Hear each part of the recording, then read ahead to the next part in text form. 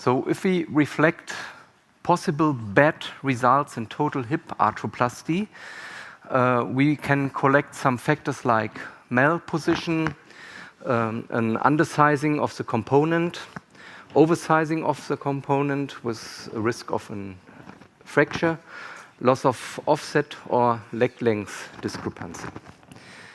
How can we avoid that, especially for short stems?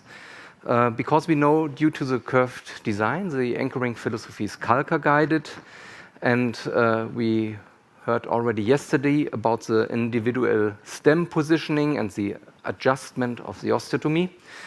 And the implantation technique differs definitely from conventional total hip arthroplasty, and we need a learning curve. So we designed a study to monitor the effect of intraoperative X-ray, and the purpose was to evaluate the value and the influence of the surgeon's experience on intraoperative adjustments in short stem total hip arthroplasty. So we had 287 consecutive procedures. We are a big group of 24 senior consultants and residents in training. Intraoperative radiography was performed after inserting the original cup, but performing with a trial reposition of the stem, and preoperative planning and intraoperative outcome like telescoping, leg length, dislocation, risk, and the range of movement with regards to positioning was compared. We collected frequency, reason, and type of intraoperative correction, and we monitored the operation time which was assessed. So this is a setting in our operation room. In each room we have a C-arm image intensifier. We have big monitors at the wall of our rooms with preoperative X-ray pictures and preoperative digital planning. And then we can perform the X-ray and compare our visual impression with that what we have on the preoperative planning on the monitors. So here you can see an example, primary osteoarthritis hip with a digital planning.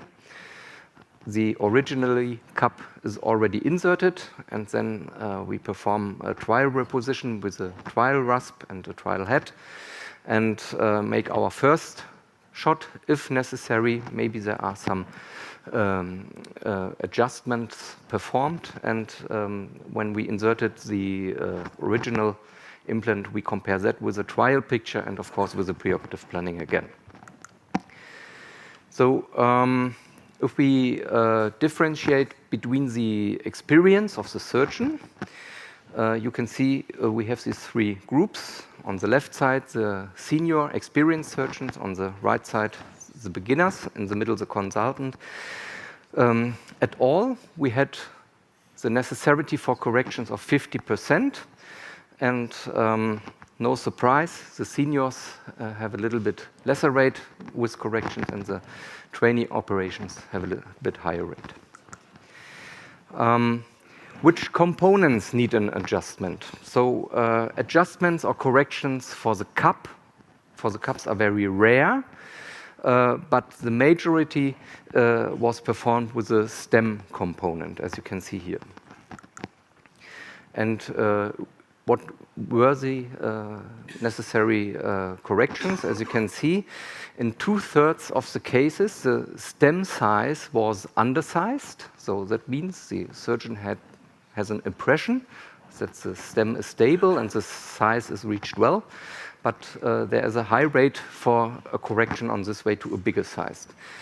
In 10% of the cases, we had some deviation with the offset, either an overcorrection or undercorrection compared to the preoperative situation. And a combination of both were in 8% of the cases. So these are our major correction factors which we monitored. Well, as you remember when I demonstrate that picture from our operation room, it is a little bit hardware. You have to prepare and you have to cover for sterile reasons. And the question was, is the duration compromised using that intraoperative X-ray technique? And as you can see, we are, with our procedures, below 1 hour. And the senior surgeons perform in 35 to 45 minutes, and consultants in our teaching performance was about a little bit lesser than 1 hour. So it's not really an elongation of the incision suture time.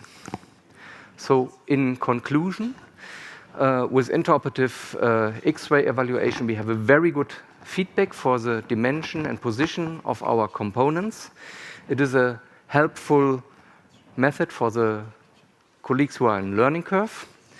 And I think if you are out of the learning curve, it is a short operation time, and including an intraoperative X-ray with a well-trained team and a standardized operation method. And if we focus on short stem or Calca-guided short stem, we can say that the implantation of a Calca-guided short stem prosthesis should not be done without an intraoperative X-ray, as I already demonstrated that there are more than 50% of the cases are corrections necessary. So an intraoperative X-ray control is therefore essential in modern total hip arthroplasty. Thank you very much.